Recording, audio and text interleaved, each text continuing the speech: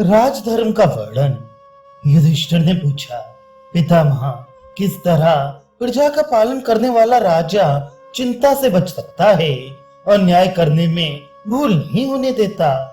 भीष्म जी ने कहा, राजन, यदि विस्तार के साथ राजधर्मों का वर्णन करूं तब तो कभी उनका अंत ही न होगा, इसलिए संक्षेप से ही कहूंगा।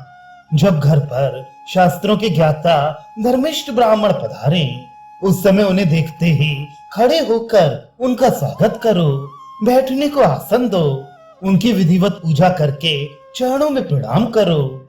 इसके बाद पुरोहित की सलाह से और सब राजकीय कार्य किया करो।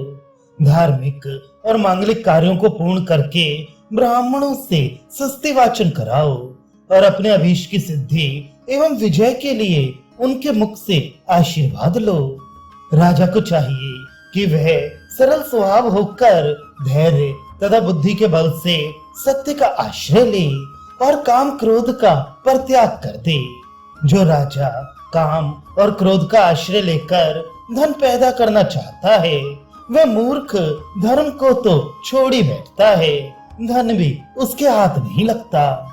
लोभी और मूर्ख मनुष्य को तुम अर्थ संग्रह के काम में न लगाना। जो बुद्धिमान और निर्लोभ हो, उन्हें ही सब काम सौंपना चाहिए। मूर्ख को अधिकार दे देने पर वे कार्य करना तो ठीक ठीक जानता नहीं, इसलिए काम और क्रोध के वशीभूत होकर अनुचित उपायों से प्रजा को कष्ट पहुंचाता है। प्रजा के पैदा किए हुए अन्न का छठा भाग कर के रूप में लेकर शास्त्र के अनुसार अपराधियों को दंड देकर और अपने संरक्षण में रहने वाले व्यापारियों से कर लेकर धन संग्रह करना चाहिए। राजा को धर्मानुसार कर लेना चाहिए और शास्त्रोक्त रीत से काम लेकर सावधानी के साथ अपने राज्य में प्रजा के योगक्षेम की व्यवस्था करनी चाहिए। जो आलस्य छोड़कर राग द्वेष से रहित हो, सदा प्रजा की रक्षा करता, दान देता और निरंतर न्यायपरायण रहता है, उस राजा के प्रति प्रजा का विशेष प्रेम होता है।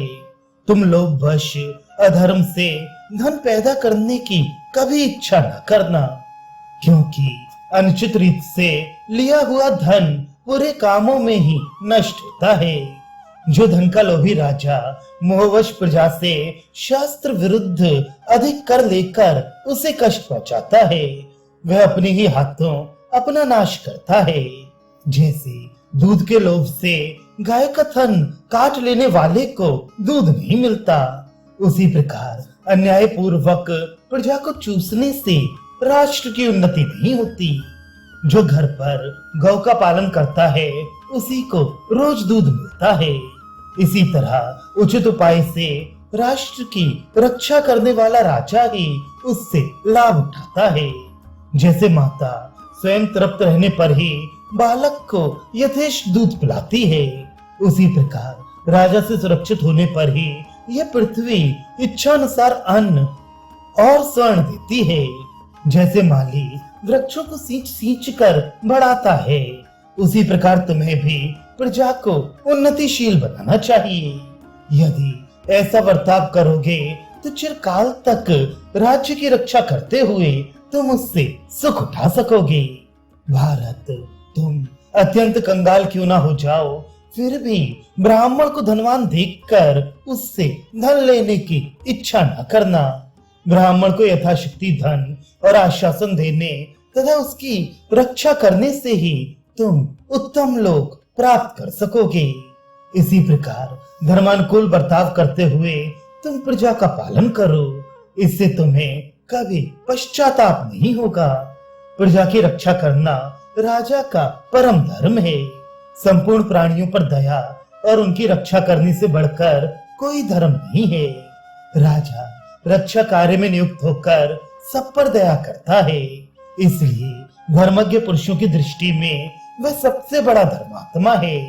प्रजा की भय से रक्षा करने में यदि राजा एक दिन भी लापरवाही करता है, तो उस पाप का फल उसे 1000 वर्षों तक भोगना पड़ता है।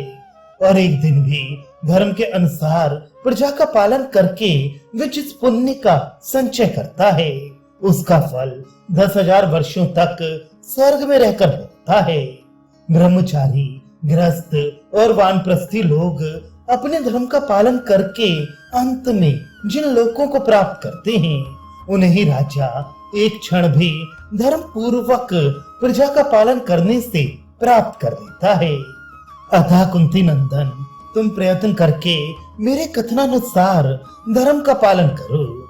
इससे तुम्हें पुण्य का फल मिलेगा और तुम्हारे मन में कभी कोई चिंता न होगी।